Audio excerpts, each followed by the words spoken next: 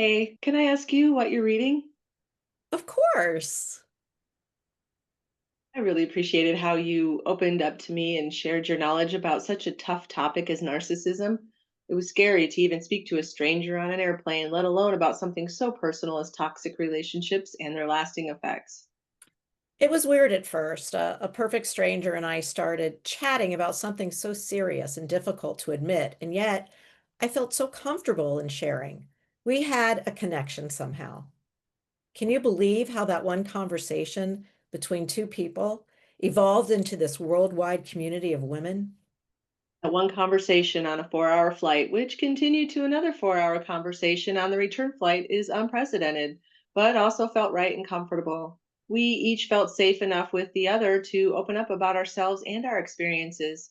That is the healing power of sharing our stories with others. It was healing. We both felt a bond with each other so quickly.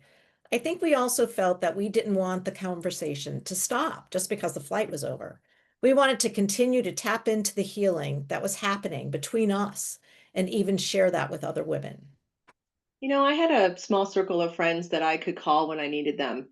There was a time when I needed them a lot, so I would rotate through my list of girls so I wasn't putting too much on any one of them. They were my safe space, and I will always be grateful. But I also felt I needed something else. I needed a better understanding of what was going on and the tools to implement change. I felt like I had nowhere to go, no one to talk to, because I was embarrassed and ashamed that I allowed this situation to happen to me. Through therapy, though, I learned I didn't allow this. Someone took advantage of my kindness and did this to me. Therapy is great, but it's a vertical relationship. The expert helps the patient.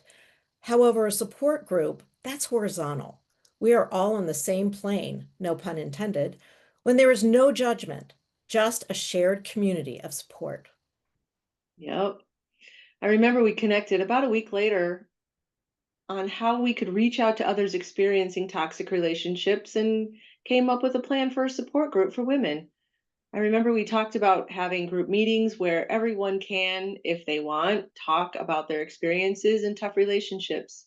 This was our opportunity to create a safe space for them to share their stories and be heard, to listen to others tell their stories and be understanding, and to learn from other women how they handled situations and to find your own voice in each of the relationships we had in our lives.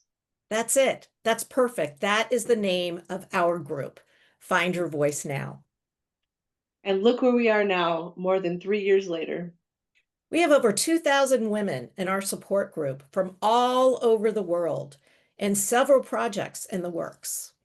I am thrilled about the upcoming book of testimonials. This is going to be that friend we can reach out to, but in book form. We'll be able to learn someone's struggle and how they coped and learned, grew, cried, and healed. It's a beautiful thought. I'm also really excited about the app. It is so much more than we ever dreamed possible.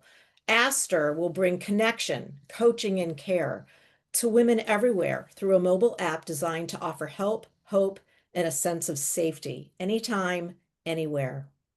There is nothing else out there like this. It is revolutionary in the world of women's health care and mental health care and just general support. There's a need for this service, but we will need a lot of help bringing this to fruition. Yes, that leads us to a Safe Space in Your Pocket campaign. It will launch on November 1st, 2025. With this app, we are building a safe space for women. We were that for each other on that flight 3 years ago.